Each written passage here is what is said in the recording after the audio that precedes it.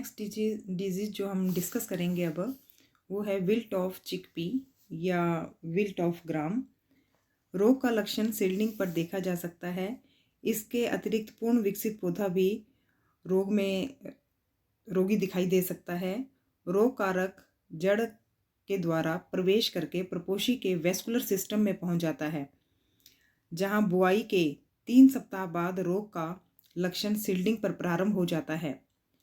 इसका जो causal organism है फ्यूजेरियम ऑक्सीस्पोरम वैरायटी साइसेरी।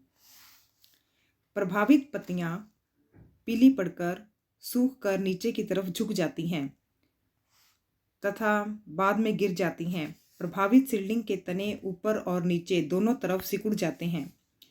इस प्रभावित सीडलिंग में रोटिंग का कोई लक्षण नहीं होता, बल्कि जड़ को लंबाई से काट कर देखने पर आंतरिक ऊतक भूरे से काले रंग के दिखाई देते हैं। विकसित पौधों पर रोग का लक्षण नई लीफलेट्स और पिटियोल्स पर प्रारंभिक अवस्था में दिखाई देता है, जो कि 2-3 दिन में संपूर्ण पौधे पर ये लक्षण फैल जाते हैं।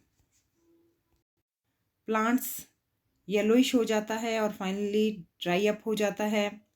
रूट्स ब्लैक कलर की हो जाती है और अल्टीमेटली डिकम्पोज्ड हो जाती हैं। और इनका जो लक्षण है जो इस तरह के दिखाई देते हैं: plant showing wilting, drooping of petiole and rachis, dry up हो गया पूरा plant, fusarium oxysporum variety साइसेरी।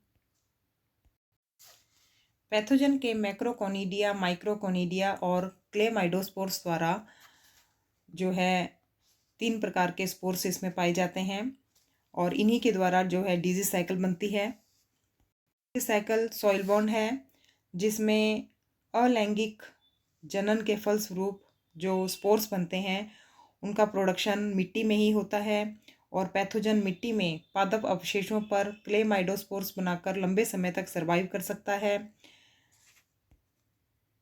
Control measurements of wilt of chickpea: प्रतिरोधी किस्मों का चुनाव किया जाना चाहिए, स्वस्थ बीजों का चुनाव किया जाना चाहिए, बुआई उच्च तापमान पर नहीं की जानी चाहिए, क्रॉप रोटेशन अपनाया जाना चाहिए, बीज के उपचार में प्रॉपर फंगिसाइड्स का यूज़ किया जाना चाहिए, हल्की मिट्टी में बीज को 8 से 10 सेंटीमीटर गहराई में बुआई करने से रोग कम फैलता है और चने के साथ सरसों की इंटरक्रॉपिंग करना भी लाभदायक रहता है। डिजीज जो हम डिस्कस करने जा रहे हैं वो है botrytis grey mould of chickpea. ये डिजीज जो है वो बोट्राइटिस साइनेरिया के द्वारा होती है। फंगस जो है ये मिट्टी में सरवाइव करता है और तराई एरिया के उत्तर प्रदेश के तराई एरिया में ये डिजीज़ कंसिडरेबल डैमेज पैदा करती है। इस डिजीज़ के कारण पौधा जब अपनी फुल वेजिटेटिव ग्रोथ पर होता है उस समय उसकी ट्विक्स यानी शाखाएं, पिटियोल, लीव्स, फ्लावर्स पर नेक्रोटिक स्पोर्स बन जाते हैं और उनकी ब्रांचेस और स्टेम भी रोग से प्रभावित होते हैं और प्रभावित स्टेम लास्ट में गिर जाता है, टूट जाता है और प्लांट मर जाता है। ये ग्रे कलर की फज लाइक स्ट्रक्चर डेवलप हो जाती है हाई ह्यूमिड कंडीशंस में।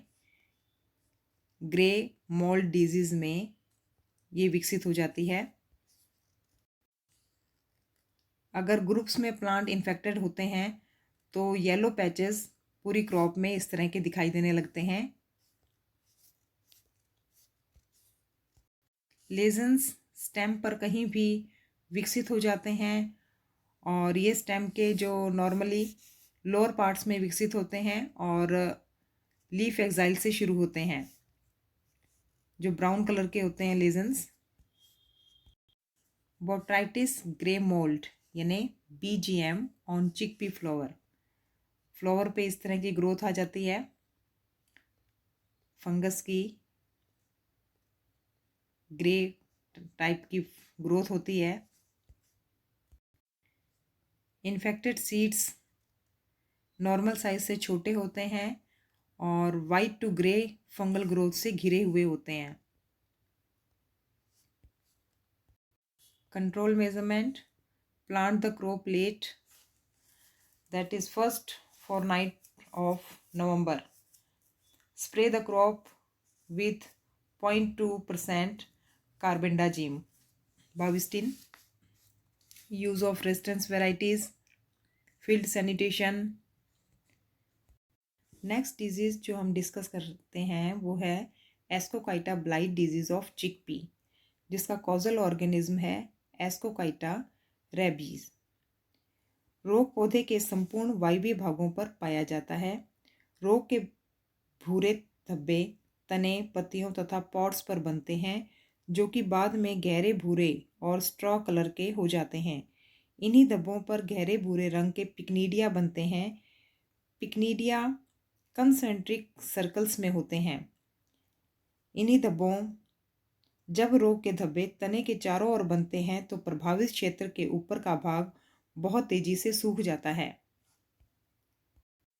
Ascochyta blight of gram, ascochyta rabiei के कारण कॉजल ऑर्गेनिज्म है जो इसका।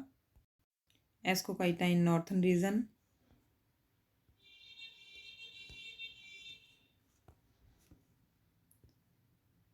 Ascochyta blight